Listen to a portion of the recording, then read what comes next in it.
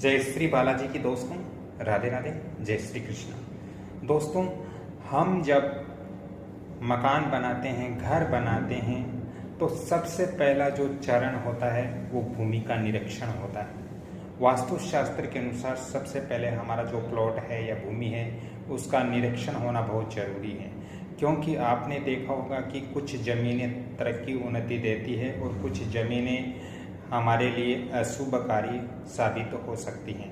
दोस्तों, वास्तुशास्त्र के अनुसार हम नींव की खुदाई है वो शुभ मुहूर्त के अंदर ही करना चाहिए।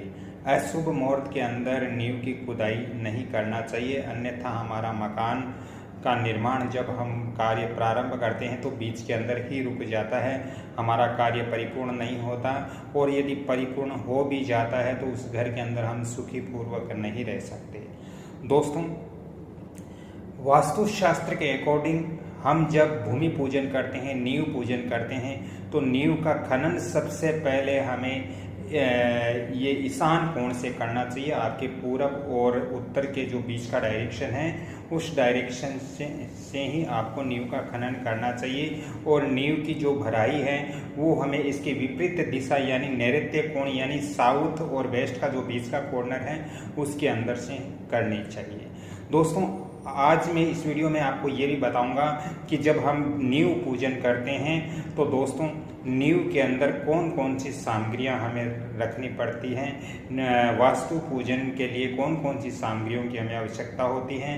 दोस्तों, वास्तुशास्त्र के अनुसार हमें अपने भूमि पूजन या नींव पूजन में एक तांबे का कलश, उस कलश के अंदर नाग नागिन का जोड़ा, दोस्तों नाग नागिन का जोड़ा बिल्कुल चांदी का होना चाहिए।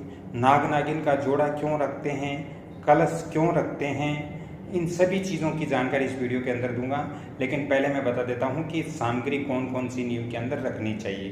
तो तांबे का कलश, तांबे के कलश के अंदर नाग नागिन के जोड़े, कच्चा दूध, कच्चा दही और थोड़ा सा शहद और घी इसके अंदर मिला करके रखना चाहिए।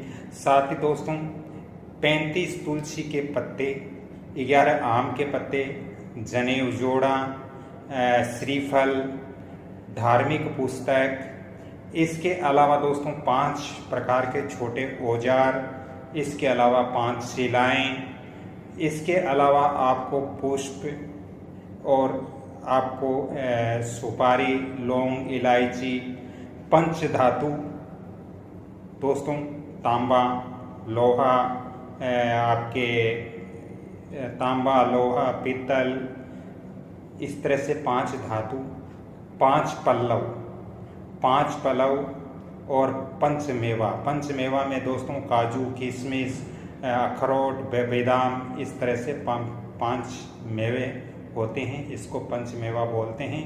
दोस्तों, ये सभी सामग्री हमें नींव पूजन के समय नींव के अंदर रखनी चाहिए। दोस्तों, कलश, नींव पूजन के समय कलश क्यों रखते हैं? दोस्तों, कलश इसलिए रखते हैं कि कलश के अंदर दूध और जो हम जल डालते हैं वो क्षीर सागर का प्रतीक होता है, और क्षीर सागर का प्रतीक होने के कारण ही हम कलश की स्थापना करते हैं। कलश के अंदर नाग नागिन का जोड़ा क्यों रखते हैं? इसलिए रखते हैं कि शास्त्रों में ऐसा माना गया है कि भूमि है, इस पृथ्वी, इस धरती के नीचे पाताल लोक है, और पाताल लोक के जो स्वामी है वो शेषनाग है।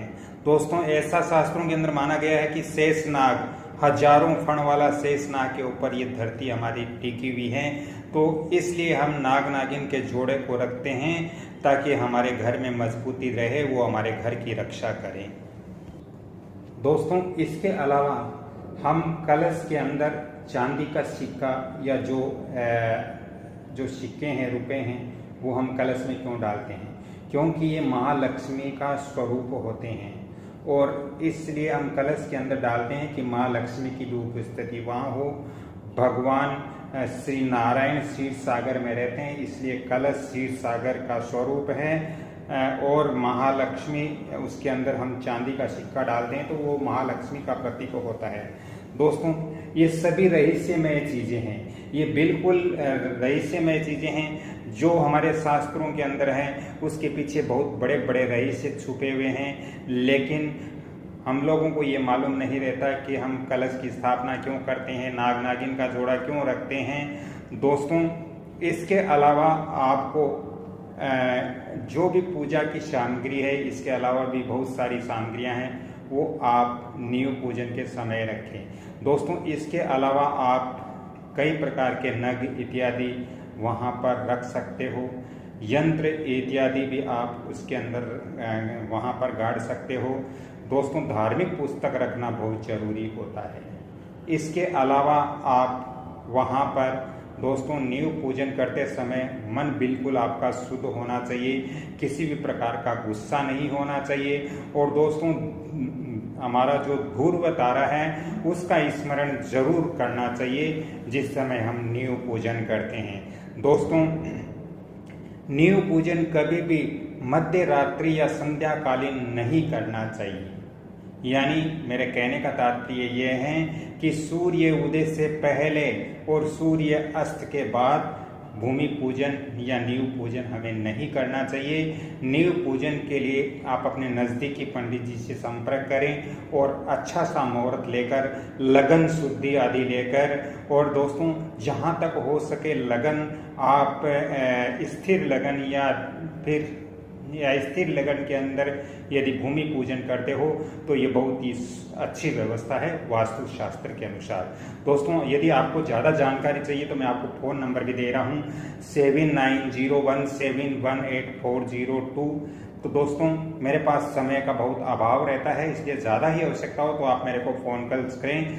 आप अपने दुकान, मकान, फैक्ट्री इत्यादि का वास्तु व्हाट्सएप विजिट करवाना चाहे तो इसके लिए आपको अलग से चार्ज पे करना पड़ेगा। आप घर बैठे वास्तु विजिट करवा सकते हो। दोस्तों, चलते चलते मैं आप सभी से निवेदन करता हूं कि इस वीडियो को आप जितना ज़्यादा हो सके लाइक, शेयर, सब्सक्राइब जरूर करें और बेल आइकन घंटी के निशान पर भी क्लिक करें। अगली कड़ी में फिर मिलता हूं, तब तक के लिए आपसे क्षमा चाहता हूं। जय माता जी की। नमो नारायण।